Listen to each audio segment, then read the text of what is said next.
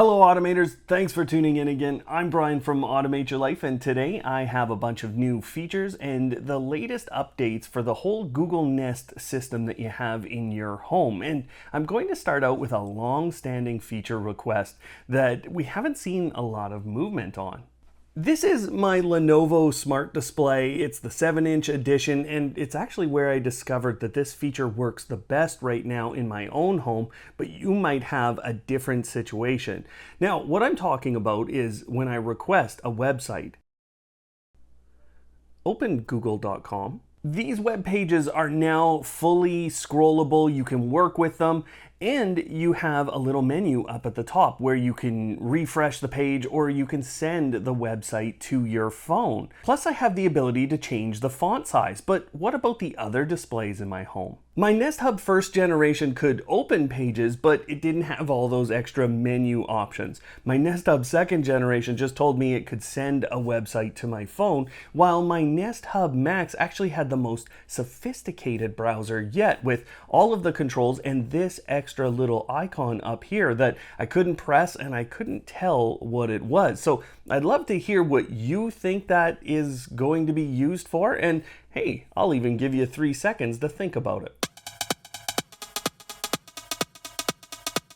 To me, this is obviously a great step, but it's just a step and we don't have a keyboard yet. Plus, we're not going to have that full Chrome browser experience. We just don't have the processing power and the memory on a lot of these devices to do that kind of web browsing. So it's going to be a little bit different, but I did find another test that is another great step. Now, if you swipe up on the menu on many of your smart displays, you can see this extra addition above the normal settings. And what this allows you to do is to get quickly into apps. What was interesting about it is when I hit the YouTube application icon, it actually brought up a TV that was in the room, or it tried to open up a TV with the YouTube app on it. So it's not necessarily just doing things on your smart display, and it's intended to work with a lot of the actions that are being developed right now for Google Assistant. If you're in the US, then right now you can get something that's pretty important for your health to show up on your smart displays.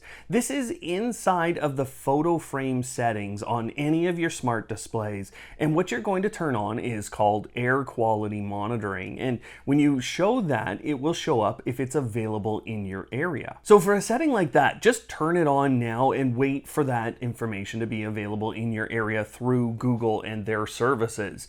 But there's something that many more of us can use today, and we're pretty used to asking for the weather from our smart displays, but now you can actually request the UV index or the UV information in your area, and this is what you'll get. Right now, the UV exposure is low, with a UV index of 1. Later today, it will increase to 2.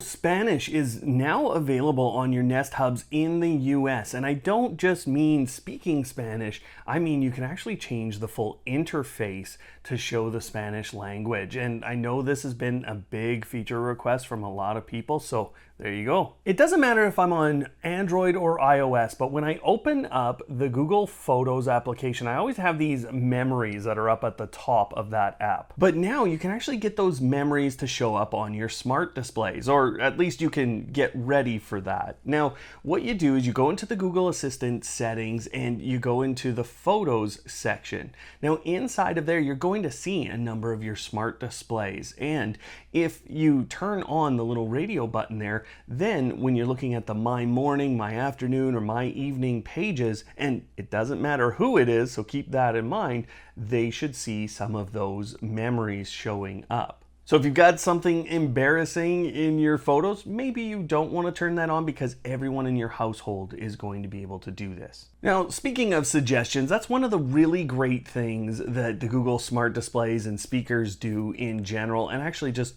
most of Google's services. They give you suggestions based on what you do.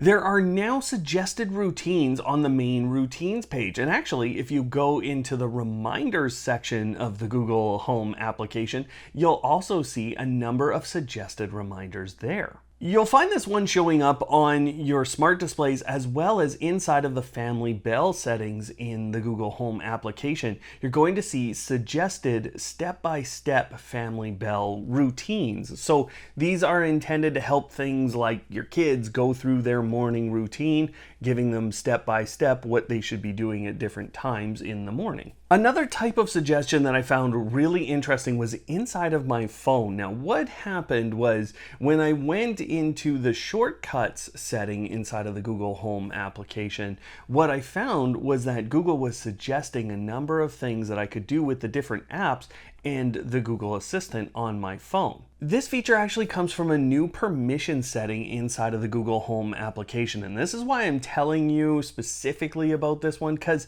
it might be a little bit concerning for some of you. I know I was a little shocked when I saw a whole new permissions page that was separate from the apps and the overall settings inside of my operating system. This one seems to be breaking a few of those rules, so I think Google needs to change this one because it should just be in those operating or app setting permissions. And this, you have to go into each one individually and turn them off so you stop getting those suggestions, and so Google Assistant is not looking at everything you're doing on your phone. Within the whole settings lineup though, there's a number of new things available for you to try and to improve your experience with the Nest devices. Now, the first one is within dietary preferences, where a number of new categories have been added, plus a dislike button has been added. So you can filter, plus you can dislike certain foods, removing them from your recommendations at all. Within the transportation tab, you can now choose that you get around with a motorcycle most of the time, and this will probably change things in some way I don't understand. And speaking of cars, you'll now find an assistant driving mode available, and this will be specific on Pixel devices at the moment, but it should expand to other Android devices. Now, what happens with this when you turn this on is a whole different screen comes up when you connect to the Bluetooth in your vehicle and you start to drive. So what I've seen is that interface pops up right away. It's quick for me to choose music and to get text messages or make calls. And as long as I have enabled the ability for my phone to listen, I can control it all with my voice. Of course, many of you use the new family broadcasting feature, which allows you to broadcast not just to your smart displays and your speakers, but also to family members' phones. But you'll actually find now within those settings the ability to turn on guest family broadcasting. So that means they don't have to be voice matched, they don't have to be included in your home, and they could broadcast a message to everyone in your home, including on those phones and speakers. I have really enjoyed having Nest Wi-Fi in my home since I got it here. It's made things really easy, really simple to manage my home network.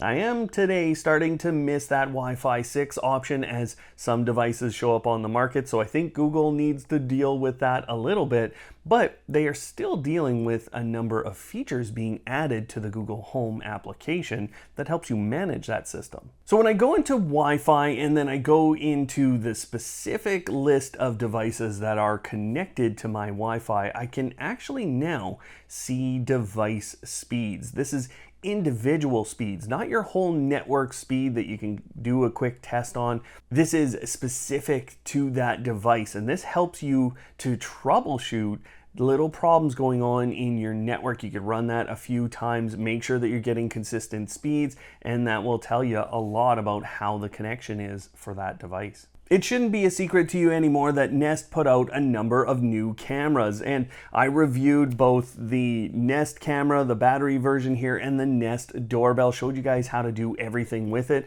I haven't decided whether I'm going to do that for this indoor camera and the floodlight. I don't know if you guys really want those, but I'd love to hear if that's kind of needed for those new products. But there are already some new features available on those Nest cameras, and some of these are filling in gaps that were part of those reviews. Now, the Nest Doorbell actually already has seasonal themes available, and it doesn't matter if you have the Nest Hello from a few years ago or that brand new battery version. You can turn on Halloween themes, and this helps to Halloween up your home.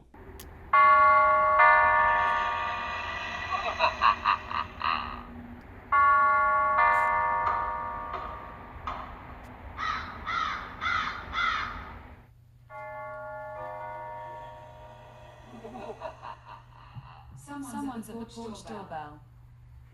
The Nest doorbell was a bit of a letdown for some people for a few reasons. Number one, it couldn't go into the Nest app, and I get that question every day. No, it cannot happen, guys. We got to give up on that one. But one of the other letdowns within that was that it couldn't record 24/7, and we actually know why Google did not allow this on the device. It's because of the slim form factor. What happened here is they designed it in a way that it would be really slim and flush against your home, but this means if it was recording 24/7, it would actually overheat. So the bad news is that's not coming to that device. You're not going to get 24/7 recording even if you wire it in. But the good news is the next version of the Nest Hello wired doorbell is coming out in 2022, and Google states that it will be capable of this. So if you're waiting on that little component of a Nest doorbell, just wait a little longer. Another reason people were generally disappointed with the Nest doorbell was they couldn't get it streaming on the Chromecast devices they have. Now, I'll tell you today that we've seen a little bit of movement here. And what I'm talking about is every time my doorbell is rung, I have announcements on that Chromecast. Obviously, the TV has to be on. It's not turning on the TV and then announcing it. So we don't have a lot of announcements that we get out of our different smart displays and our different speakers from Google, but there's actually some movement on that as well, but it's not coming through these Nest cameras. It's coming through Arlo. So if you have an Arlo Pro 3, an Arlo Pro 4, or the Essential cameras from Arlo and a subscription to their service,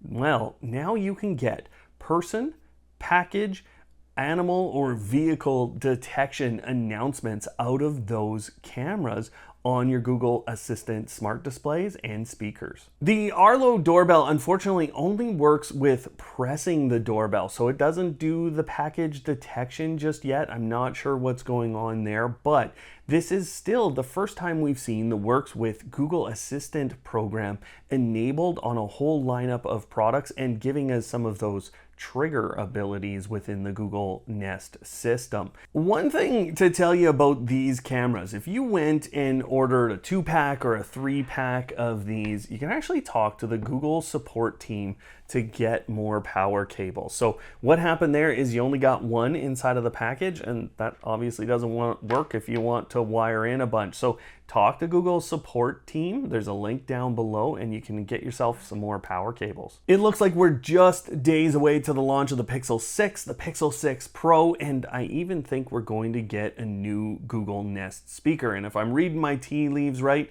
it's going to be the replacement for the Google Home Max, not the Nest Hub Max, but the Google Home Max, the big speaker that we had so long ago. I think we're in for a replacement. We are seeing new Google TV streaming sticks coming available, and we've seen TCL and Sony launch their own Google TV television sets, and all of those are getting the same set of updates as our Chromecast with Google TV. Now, there's a really important one coming for your Chromecasts very soon. Now, what's happening here is we've had kids profiles, but we've never had secondary or other adult profiles available on these Chromecast devices. I will tell you that you should not try to just go and add an account until you're prompted by the system that you can go ahead and add profiles. Because I went and did this, and now I'm in a sign-in circular pattern that I cannot get out of. So don't go do it today, but it's coming, and you will have the ability to switch between you and hubby's profile on your Chromecast. If you have a Nest thermostat, or you're considering a smart thermostat in general, this next little offering might just push you into a Nest thermostat. It's different than anything I've seen from any other smart vendor today. Google has been working for a number of years to convert their power usage as a company to renewable energy, and they even have some goals related to that. I believe it's 100% in 2030. But this gives them some insight into when power on the grid is renewable, or when there's a lot of renewable energy available on the grid. And they've created a new program that allows those of us with a Nest Thermostat 3, a Nest Thermostat E, or the brand new Nest Thermostat launched last year.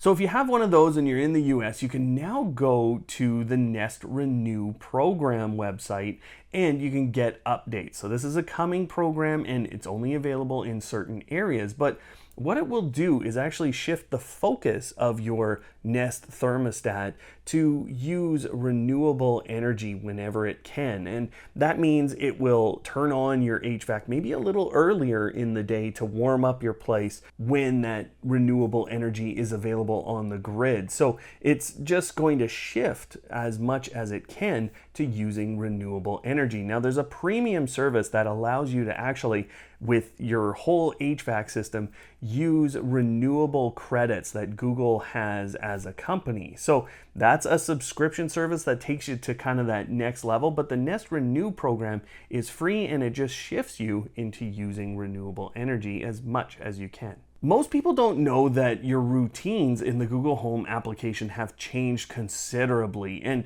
I have a video up on screen that explains all of those changes and how you can apply them to your life today to save you just a little bit of time every day. So go check that out. Otherwise, thanks for watching today, and of course, don't hate, automate.